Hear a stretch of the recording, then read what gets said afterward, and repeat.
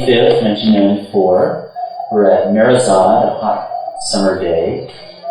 I'm speaking today with Meherwan Jessawala, and we'll be talking about Meherwan's experiences with Baba, life with Baba, whom we knew since the time that he was a young boy. Meherwan, what are some of your earliest memories of Baba? Can you remember the first time that you saw Baba?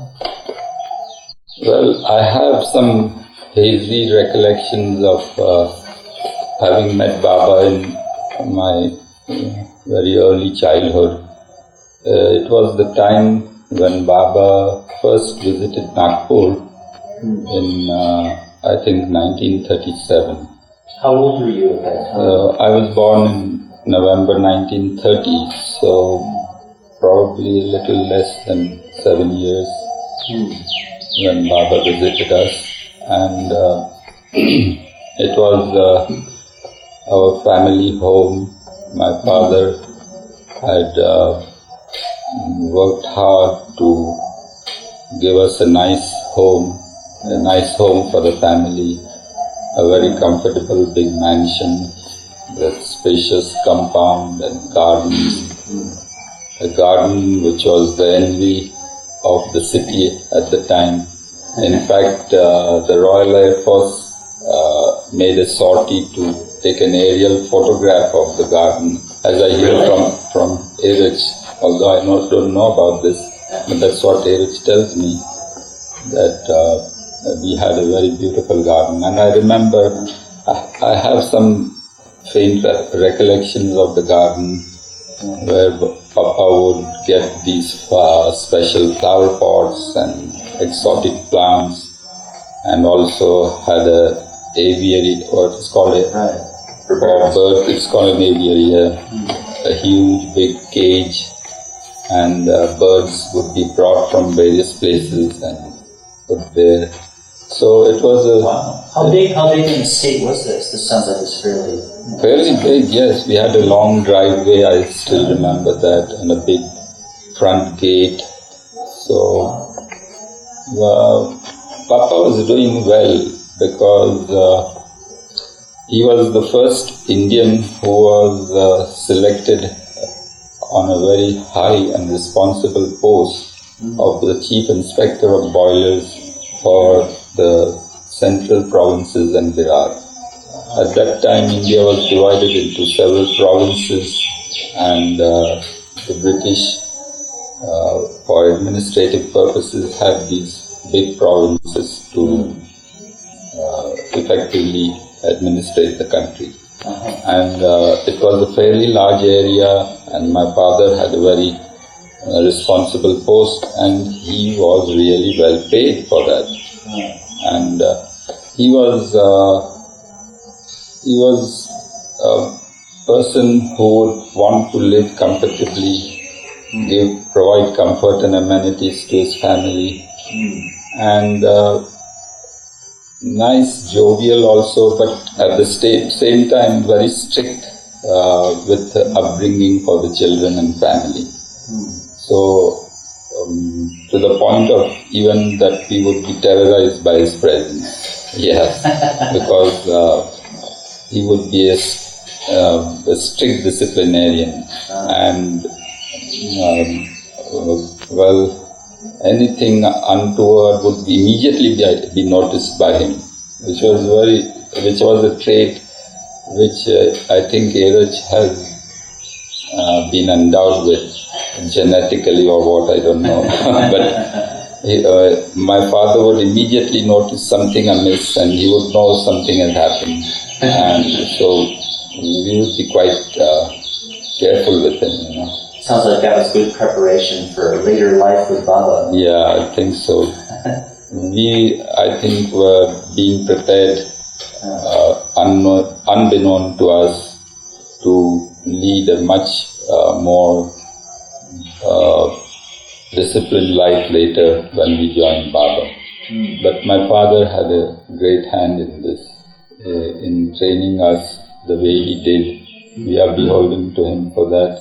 Although at the time we usually rebelled inwardly, of course. At that time, children never were allowed to be sort of rebellious openly. But inwardly, we would resent such attitudes.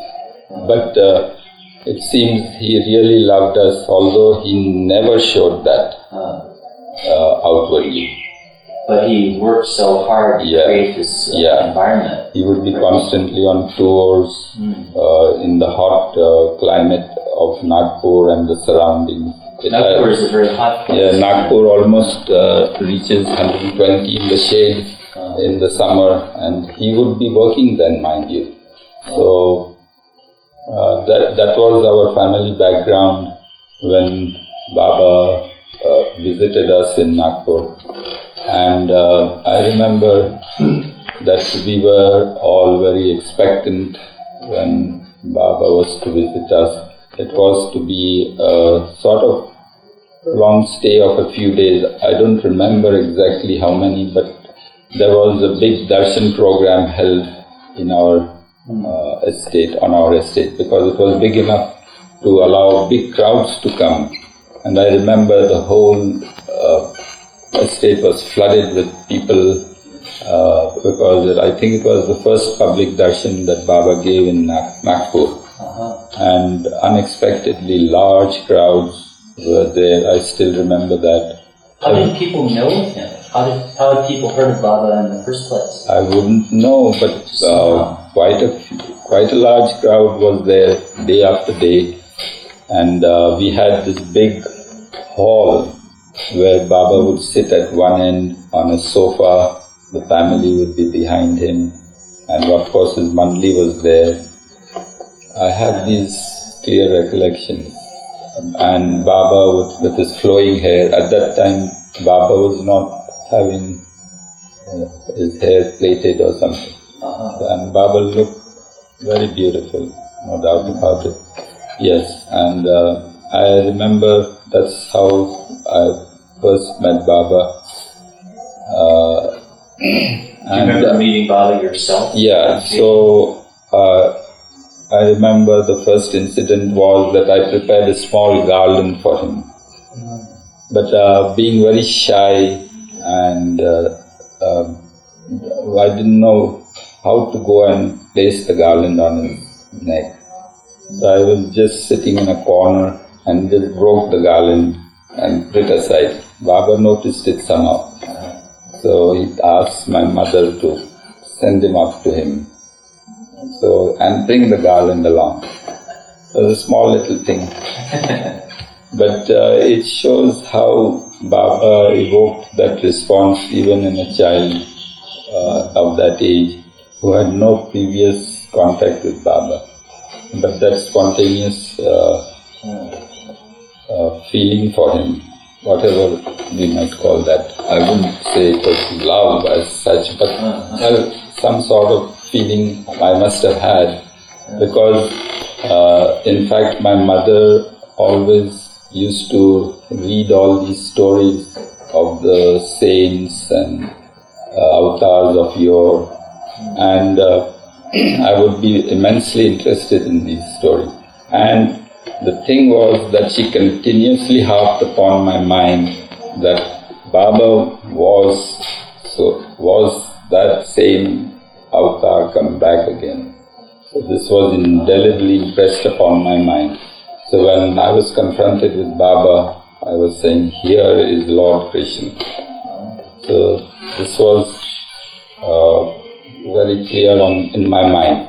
So was that Was that intimidating? No, not intimidating, but very reverential and a sort of fullness of feeling was there to be in the presence of the Lord.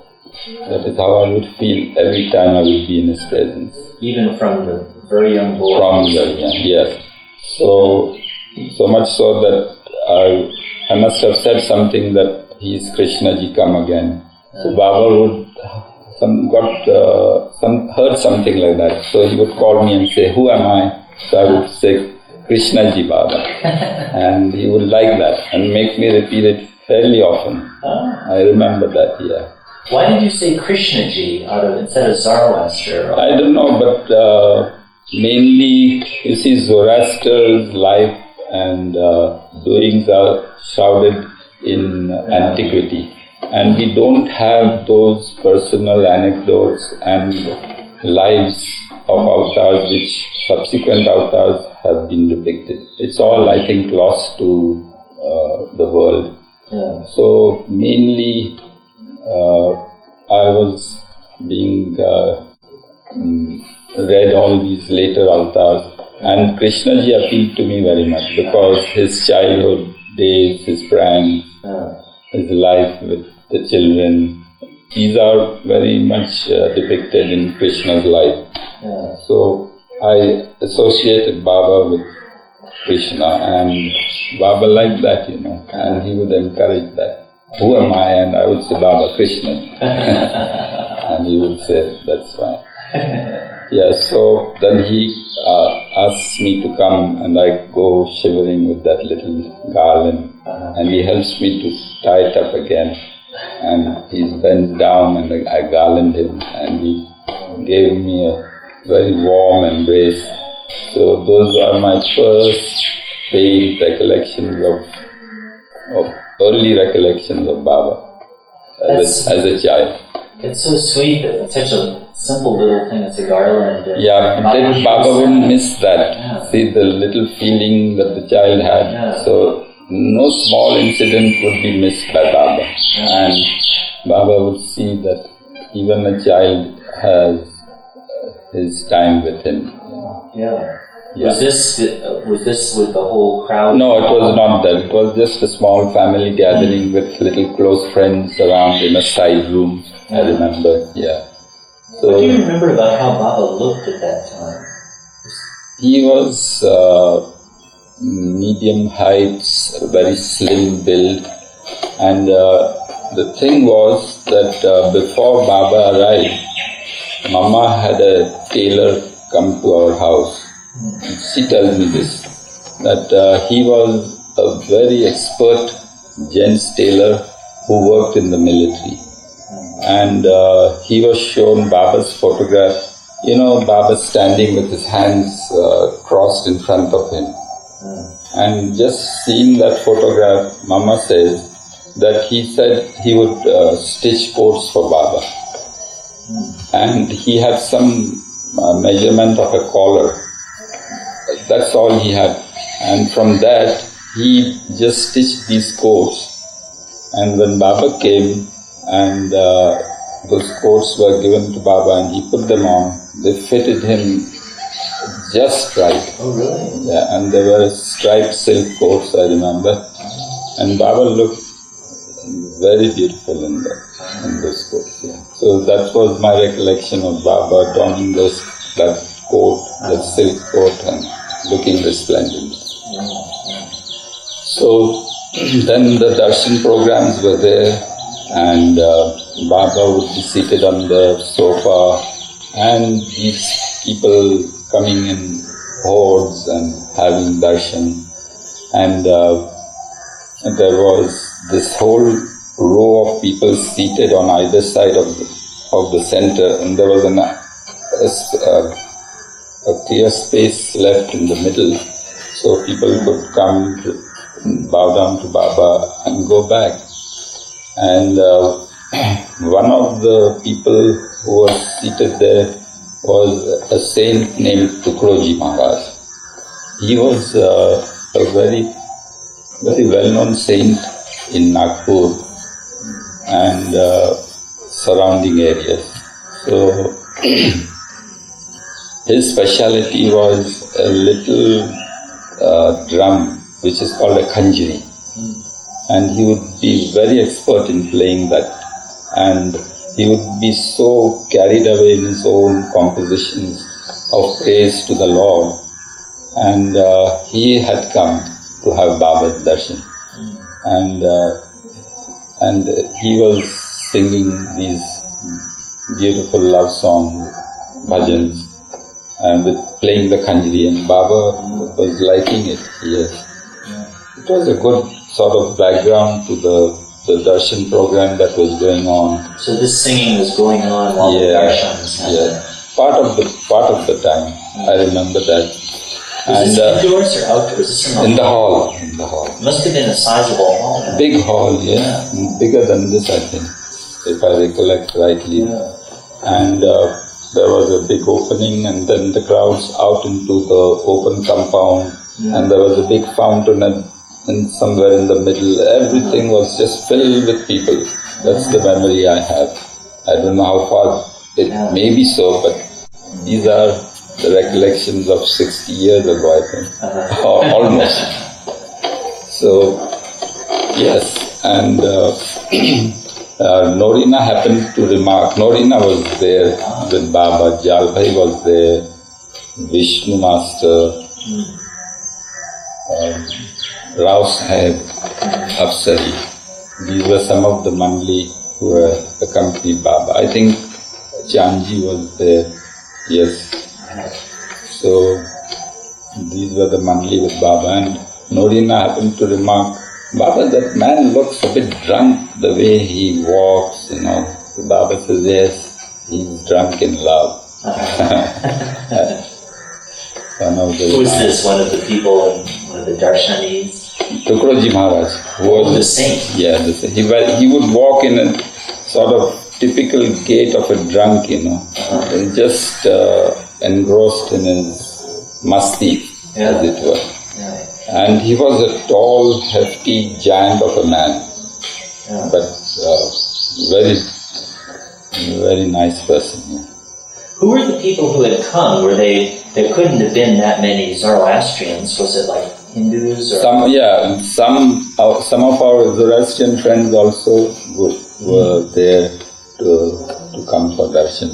But mainly the Zoroastrian community, unfortunately, kept a distance from Baba. In Nagpur also? Probably. I don't think there were many Zoroastrians around. You would have to ask Erich and my sister for more details, whatever. Yeah. So, this was my first recollection. You know, I remember reading in one of Balnath's accounts about that darshan, which you brought to my recollection, of a woman who came, who was like... Yes, exactly. I just remembered that and then I overlooked it, but I remember that incident. There was a woman there who, it seemed, had travelled from Navsari with a group, who also joined the crowd for darshan for Baba at Nagpur. So it seems that she had a dream about Baba. She was following some master and he had come into her dream and he had informed her that the avatar, the Kalanki avatar, will be giving darshan in Nagpur. Go there. And somehow, I don't know what the circumstances were, but she got into a compartment where Baba lovers were coming for Baba's darshan. She happened to know about it and then she joined them and came over to our house. And on the way also she would be exhorting them to not to eat anything, to fast, to be ready to be in front of the avatar. She would keep repeating, Kalanki avatar has come. She was just carried away by the whole situation because she had a very vivid dream of her master asking her to go and have darshan of Baba. So when she came there, then it seems that she became quite a bit of a nuisance because she would keep intruding everywhere and saying, stop everything and just be in his presence, and Mama had to do a lot of chores, you know, do Baba's personal little errands and washing his clothes and other things, and she would keep coming and saying, your Kalanki avatar is in your house, don't eat anything while he is here, fast. And Baba was telling Mama, you should eat well, be healthy and fresh when you be in front of me. So this is how it would be. But she was really very assertive about the whole thing. And she seems to have had an experience of what. But I remember that woman shouting, even in the Darshan program, Kalanki Avatar has come. What is Kalanki? Is that Kalki? Yeah, that's Kalki. So they say Kalanki or Kalki. It's the Kali Yuga Avatar, the white horse Avatar, as the sign was given, with the sword in his hand. How would these Darshan programs would start and run most of the day? Is that how that would work? Yeah, it looked like it would start early in the morning and just go on and on and on the whole day long. People just coming, bowing down before Baba, just singing sometimes. Yeah. Would there be talks? Would any of this mandali? I wouldn't remember all that. Deshmukh was there. Deshmukh was very much there. Was he from Nagpur? Yeah, he was A.H.'s professor in Morris College. Oh, I didn't know that. So he was very much there. And of course, you know the story of Baba's picture that we had in our house. And Deshmukh somehow getting around my mother to part with the picture so that he could take a copy of it. And Baba sending a telegram from somewhere, why have you driven me out of my house? And Mama couldn't follow what it meant. And then all of a sudden they saw the photograph was not there in position, and somehow they thought that this is what Baba was meaning, and then they quickly got the photo back and placed it in position. Was this in Nagpur? Yes, in Nagpur. It's the same photo that you see here, Baba's, identical.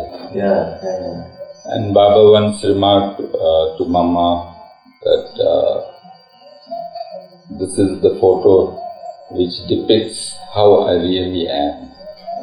We don't know what he means by that, but then this was in Bindra House, I think, where Mama had the photo. Mama would always keep the photo with her. Whatever happened to the other property, she wasn't very careful. But the photo was very precious to her. So by her bedside was the photo, and Baba took her by the hand once and said, this photo depicts really as I really am. And then he made her perform the aarti in front of it, and Baba folded his hands and participated in the aarti, and then bowed down to his own feet on the photograph. So, yes. Was aarti done for Baba that you remember during this darshan at your estate? Did they do things like that? I don't recollect all those details.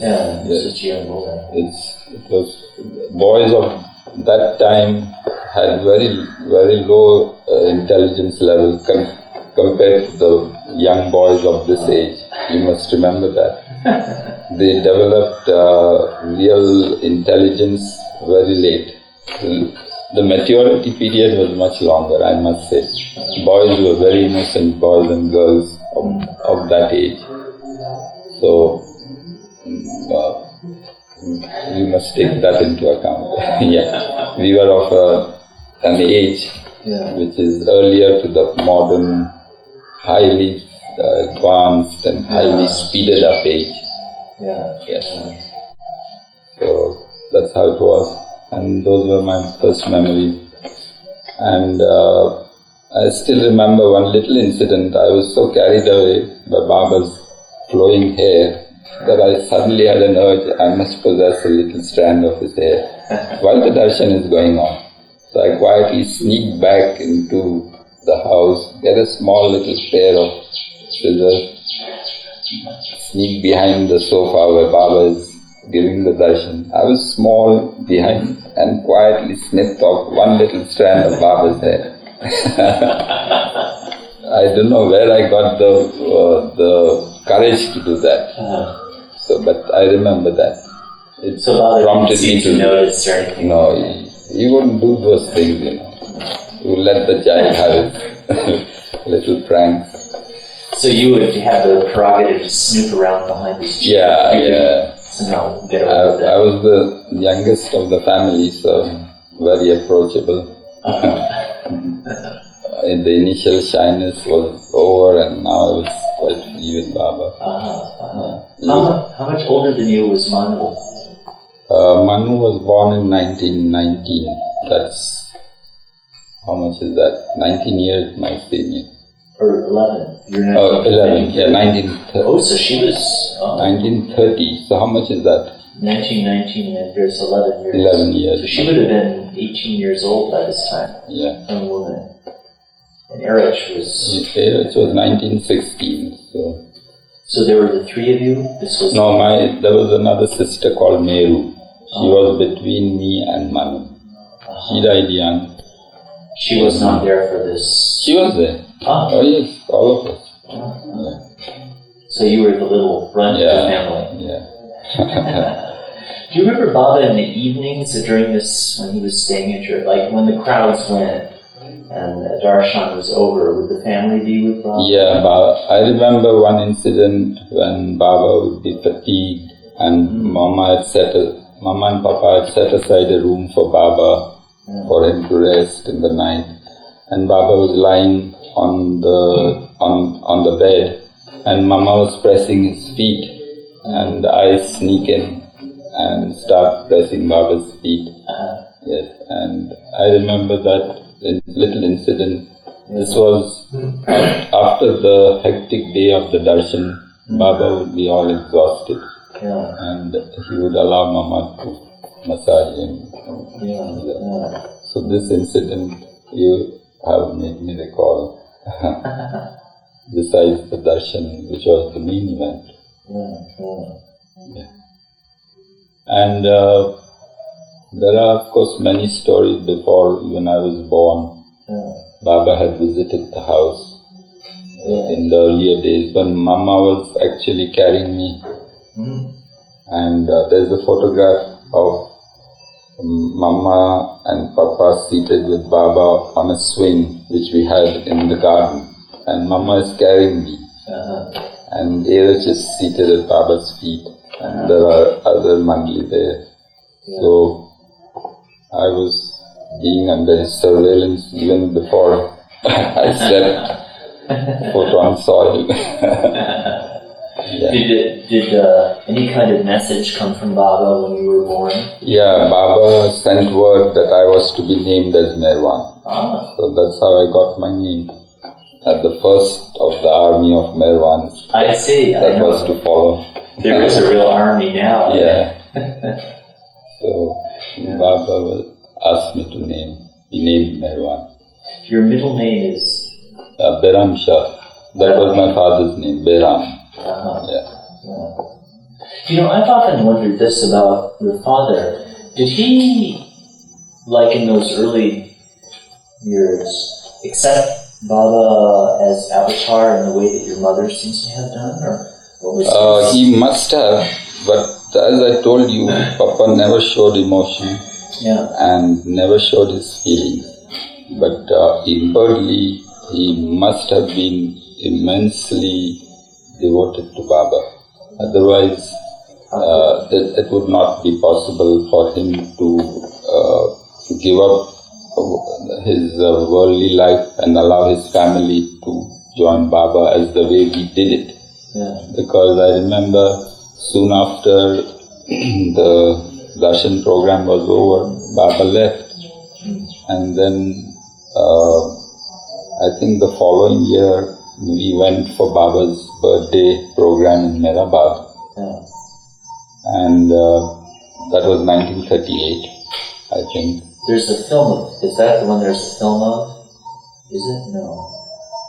There's a film of Baba. I think it's that. Baba giving prasad. And there's a big garland put on him that covers his face and falls down. Probably, I think it might be So it was a big, publicly celebrated Baba's birthday, and many people were called.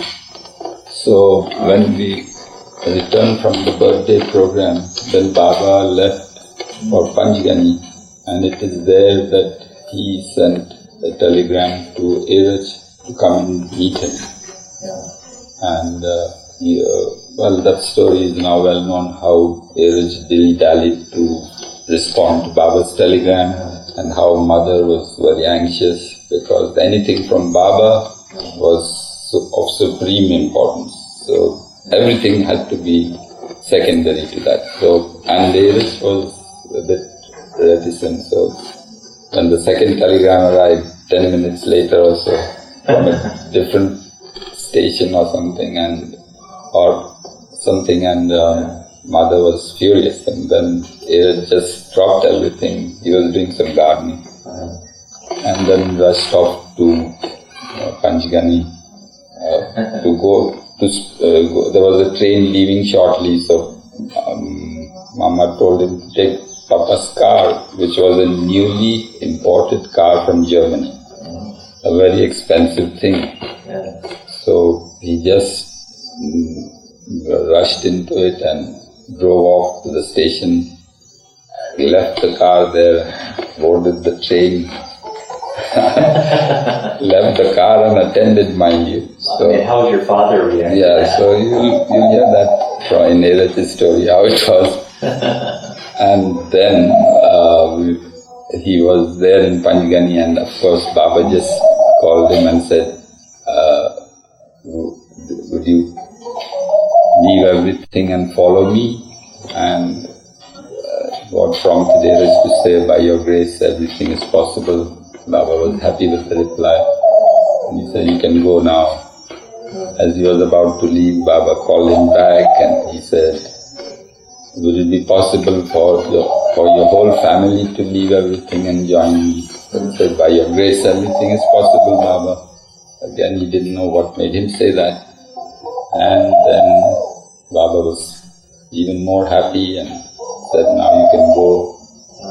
And that was the story of the peremptory manner in which Baba just asked us to leave everything and follow him. So the amount of preparation that Baba must have done upon us to make us just obey him, just like that, yeah. A flourishing job of Papa and a good big household, very happy family, friends, good social standing, yeah. So just leave everything, break off everything and go to Baba. It was Baba's grace, no doubt. So, glare falls on your face and things.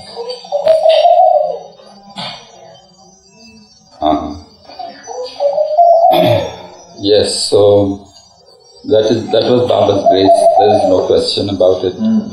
So this shows how Baba's internal working is unbeknown to us, how he prepares us to be ready for being able to come to him.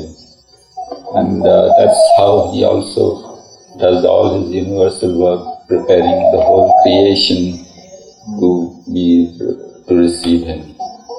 We get a small inkling of how he does his internal work, which goes on all the while. Yeah. So then, as I was saying, when he came back, and the first thing that Papa confronts Tejas and says, "Where have you been?" And he was stupid enough to leave my car unattended and all that. He said, I had given it in charge of a police constable. He says, is that the way to deal with an expensive car like that? And then Erich started to have real butterfly feelings in his stomach that here is Papa hollering just for the car, and here I have a bombshell to explode in front of him. The whole thing is getting away. Yes. So, but then he says, I'll just refresh myself and come. He wasn't very prepared to just blurt out what Baba said in a couple of sentences, So he wanted to prepare the family for this big jolt. And he was surprised how Baba had prepared the ground for everything. And there was no surprise, there was no sort of reaction from my father, which shows that my father must be having that conviction within him, or whatever it was that Baba just made him accept his decision. And he said that, well, if it pleases you all, then I have no objection, because I have done all this for the comfort of you, all my dear people, my family, and if you feel pleasure in leaving all this, I have no objection. What could make him say that? So it lends food for thought that Papa, although he never showed outwardly any emotion or any such devotional attitude, he was a very down-to-earth person. Yeah. So, but inwardly he was different, I could say that. It sounds like your mother was more the one who would tell you about Baba and join upon you to... She had more time with the family. In those days, the division of responsibility was always there. The man would be the provider, and the woman would look after the household, tend to the children, bring them up in the proper background. So these family traditions were very much there then. So the mother would always get more time with the children. And so that's how it was. And besides, Papa was not very approachable, I must tell you that. No huggings, when he came, or nothing of the kind. He would be stern. So you wouldn't see all those children coming and embracing him or anything.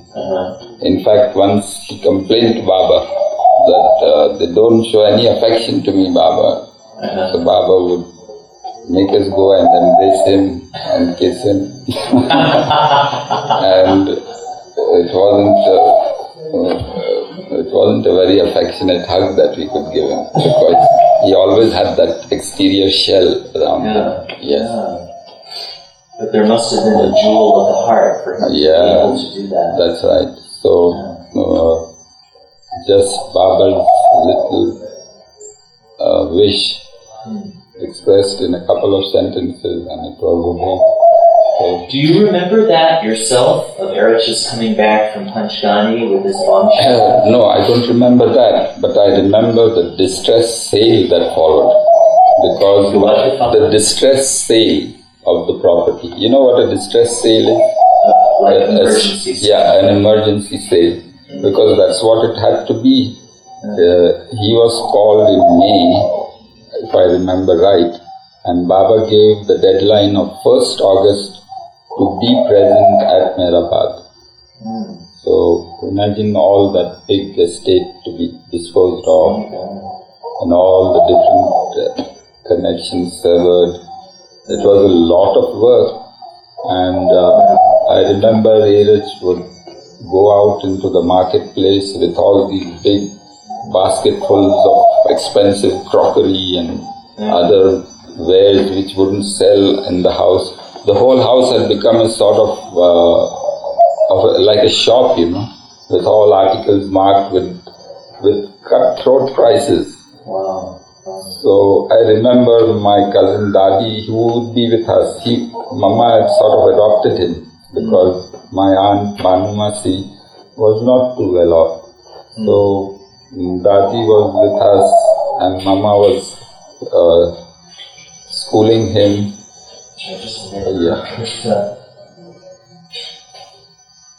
There's a bird, a dove or something. Actually, the dove's voice is louder than yours in the night. Really? Yeah, can you believe it? I never thought so. It's kind of convincing. Yes.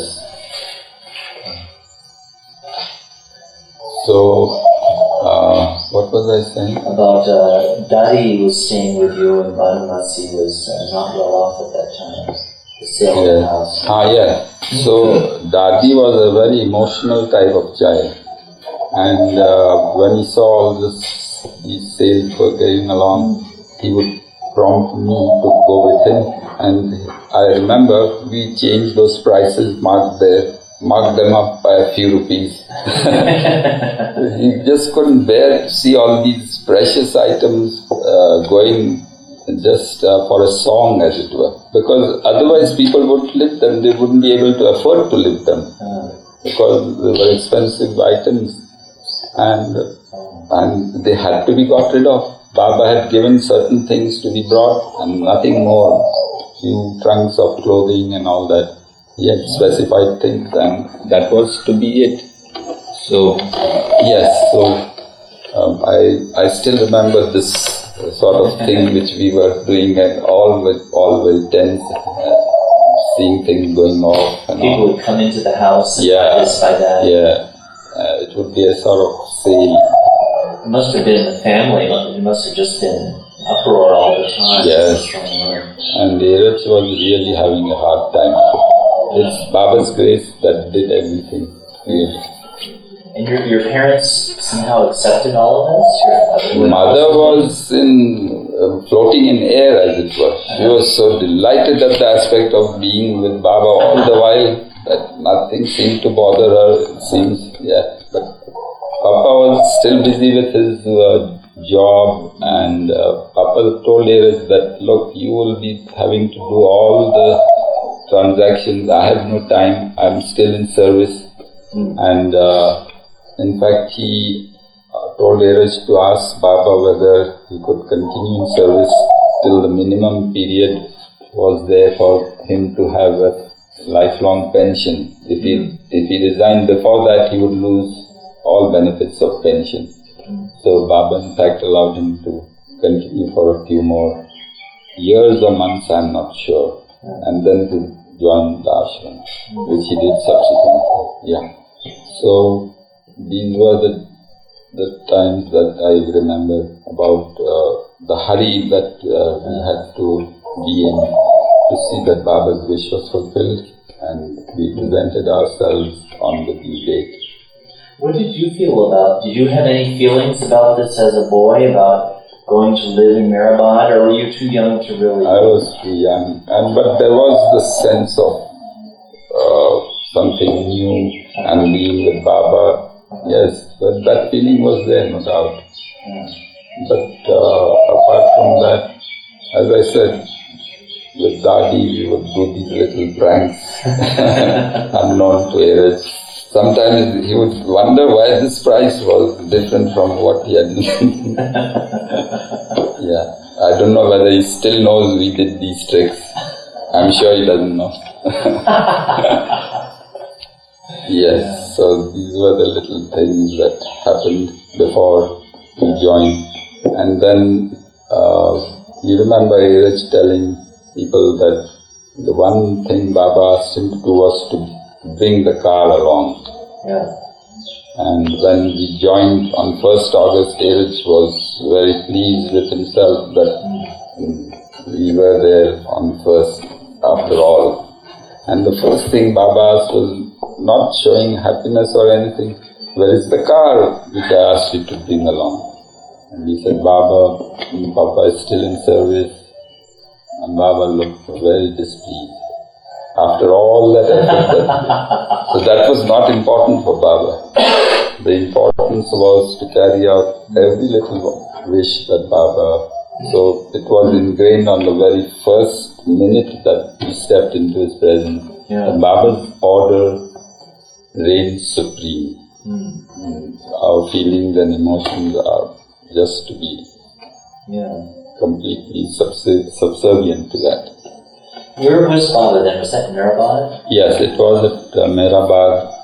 At that time, Meherwan was a very primitive affair, I must say. There was just this little dharamshala. The present dharamshala building was like the Mandli Hall that we see now. The Mandli Hall was almost an exact replica of the original building. But the Mandli Hall came much later, I think in 48 or something. I'm not sure of the date, but probably around about that time, before the new life, of course. And there was this big hall where all the Mandli would have their little belongings spread on the ground. That's where they would sleep then. Yeah, that was where they sleep, and the little trunk at the head was all they possessed personally. That's all. A few pair of clothing and some personal knickknacks, a spare shoe or something. Yes, and it was a very Spartan, simple life, but extremely beautiful inside. Do you remember coming in on the train to Meherwan and seeing Baba when you came to live there? I don't remember that, but I remember later on the realization that Mama was no longer by my side. Yes. So the first time I was separated from my parents, and there was a sort of some reaction probably. But frightening a little bit. Yeah, because I would see these hefty giants all around, rugged people bawling at each other with very rough, husky voices and a very strict regimen there. But I found Baba taking the place of my mother. So, really? Yes. Even though you weren't able to spend that much time with him, so Baba would, when he came over to our side, then he would cuddle me, would comfort me, and I then stopped missing anything. I have that sort of recollection, yes, that Baba filled in that place very naturally and very spontaneously, yeah. So he would be very affectionate with you. Yeah, and in front of all he would ask me, who am I? And I would proudly say, Krishna ji. And Baba would hold me up and say, see how this child is. So that would flatter me quite a bit. Yeah, Baba would have his way of dealing with everybody. Yeah. Children and big men alike. So it was fun also. And I remember Dadi being very moody once.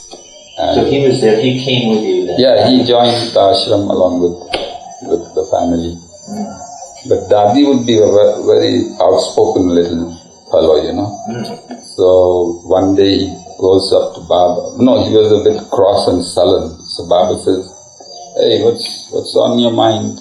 How Baba would bring out things. So Baba, he starts complaining to Baba. Baba, he says, these two oldies there, they are eating up all the cream from the milk, and we are given just the plain watery milk to drink every day on breakfast. I am used to eating cream.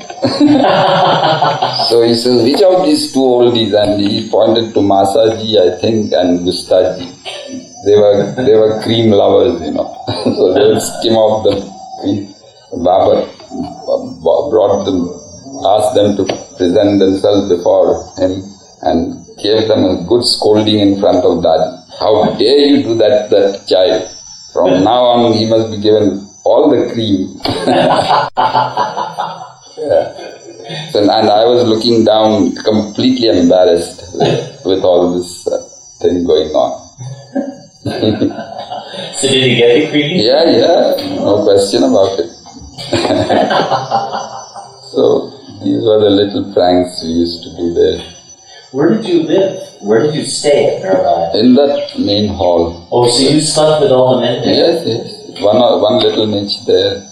Where was your mother? Where did she stay? So when we went there, Meherwan ashram on the top was just being given the finishing touches. Pendu was working night and day almost to meet the deadline. But he just couldn't make it on the first, which was Baba's day. So a few finishing touches were left. So Baba, with all the women Mandali, went and stayed in irrigation bungalow, which we are not able to locate right now. You see, it's still there, but the exact building we can't pinpoint. Probably one of the older Mandali may be able to do it. Is that in Lower Meherwan or? No, irrigation bungalow is on the way to Meherazad from trust office. Yeah, while you are coming to Meherazad, on your left is a government office for irrigation and waterworks, and there inside was the bungalow which was given to Baba, and the women Mandali stayed there. So you were separated from your mother by quite a distance. Yeah, quite a distance. And Baba would, I remember, take me and Dadi along to see Mama. So we would have these drives with Adi in his Opel car. Yeah, I remember that.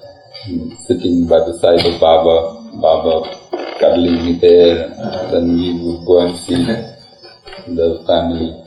My sisters and Mama would be with the women Mandali in this irrigation bungalow. Those outings must have been fun. Yeah, naturally. We look forward to that. And then, of course, when the Meherabad retreat on the hill was ready, then Baba shifted to the place up there. So it still has the date 1938 on the tower. When the women shifted there and your mother was there, were you free to go up the hill? No. You were definitely down the hill. That came later. No male person was allowed to cross the gate of the retreat. It was terribly strict. In fact, Baba had kept a watchman. There's a tank, an overhead tank, just in front of the gate, and below it was a cabin. And in that cabin would be a watchman like Korsha's mother or Carmen Masi. Korsha's mother was known as Suna Masi. So she would be there, and if she was not there, somebody would take turns to be on watch constantly. So that anybody approaching from the base of the hill, Masi would have to ring the bell, alerting the women to be all the more careful. Yeah, that's how strict it was. What would you do with yourself? I mean, the men Mandalay would have their various tasks assigned by Baba, but you and Dadi were about the same. We just loaf around, play marbles or do something. Early in the morning, I remember Baba would come and then he would gird up his loins and roll up his sleeve. And the first thing in the morning he would do was go to these latrines and clean all the shit boxes with his own hands. Pour the fecal matter into a receptacle, then with the broom clean the pot and replace it in its place. And there would be Masaji holding the umbrella on his head, but he was doing the... Where was this, Lower Meherwan? Lower Meherwan, I don't know the situation of the latrines. I can't place them now in memory, but they were somewhere on the fringe. Yeah. And he would be doing these tasks. Yeah. So I remember that as part of the duties. Then there was quite a big sort of box with partition built where doves were there, pigeons. And we would feed grains to the pigeons. I remember that. Quite a lot of pigeons were there. See, so they were like almost pets. Yeah. So they would come and eat off our hands. We would give them jawar grains. I remember that. These are little things which we used to do there to pass our time. Yeah. You and Daddy would hang out together a lot? Is that how? Mostly, yeah, because just to... There was no one else your age? Nobody there. Nobody. Just all these big, rugged, weather-worn people. Yeah. How did you like the Meherwan, these big, rugged? Did you become friendly with them? Or were they in fact, Masaji had a great liking for me. So he would be with me and he would love me and Eras quite more than Pendu. Somehow. So we used to be quite friendly with everybody. Gustav ji, of course, was a very lovable person, except for that little sweet tooth and weakness for cream and dairy products. But he was very nice. Very lovable personality, Gustav ji. He was silent. In fact, later on he taught me how to read his signs. And we would have very lively conversations with each other. Would he spell letter by letter? Yeah, his system was a bit different from Baba's. So this would be A, E, I, O and U. He taught me these vowels first. And then he would do all these signs to form letters. And I would enjoy conversing with him, to the extent that my intelligence level could do it. So, in fact, in one of the blue bus journeys, we were in this Opel car accompanying the blue bus. So I was with Gustav ji, and we would have this conversation on those long road journeys which we would have to make. And the time would pass by well. And Gustav ji was very lively and very witty, full of humor, would have these comic stories. Yes. He liked to spin tall tales. Yeah. He would have these very weird dreams. Even back then, in those days. Yeah. I wouldn't remember all that, but in the later years I remember him reciting weird dreams to Baba. Baba enjoying the session. What new dream did you have today? How many, when you first came to Meherwan, how many men were staying there, all sleeping in that room? Oh, quite a few. The whole hall seemed to be having all rows of men on either side of that whole long thing. Yeah, quite a few mandli were there with Baba. There was a big crowd. Yes. So, the days were they very busy days? Yes. Because in fact, the Rauri ashram was, I think, just disbanded and brought over to Meherwan. And these mas and mad people, they were all housed in Meherwan. So I remember the major item of attraction then was this little play that Baba wanted the mad people to enact. The mad people, mind you. So you can imagine the labor of love that the mandli had to undergo to inculcate some sort of regimen into people who are totally crazy and totally disoriented, to make them perform a very deeply spiritual play was Raja Gopichand or something, isn't it? Gopichand or Harichand, I don't know. Was it Gopichand? Raja Gopichand. I think so. Yes. So I remember everybody very busy with the different charges, trying to train them, and then they're all getting together. What a sight it must have been. Yeah. And Baba taking interest in how the thing was proceeding, because he had invited people from outside places for the show. I remember a big pandal was constructed, Where was that put? Where the new Mandli Hall is now. It was open space, and I think it was across the Dharamshala, right angles to it or something, if I remember rightly. Yeah. So a big pandal was there, erected when the time came, and this drama was performed. And I remember how suddenly one of the actors would go berserk, leave the stage and run out. And in the middle of the play? Yeah, in the middle of the play. And the supporting Mandli were ready to hold them, grab them, take them back onto the stage and continue with this.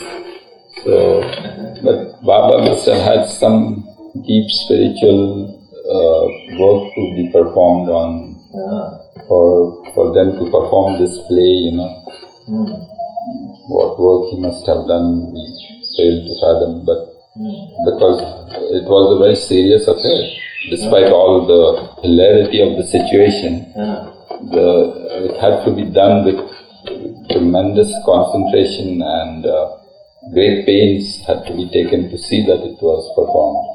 So this was a serious drama, and it wasn't a comedy? No, it was What is it, about a saint? It wasn't Gopichand or Harichand? I think it was Gopichand. If it was Gopichand, it is depicting the life of a Raja of ancient times called Gopichand. He was actually leading a very leisurely life. And it was said that he had 1,600 queens attending upon him. So when he would take a bath, there's a song about these 1,600 queens pouring water on him. And that is how he was in absolute opulence and wealth, and totally oblivious of anything other than what was going around him.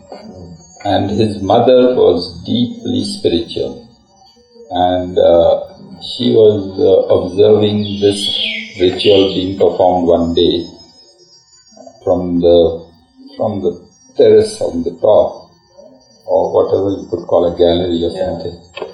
And it filled her with dismay to see her son wasting time like this.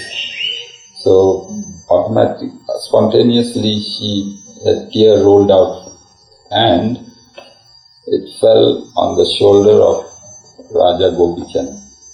And he happened to look up. He felt the warmth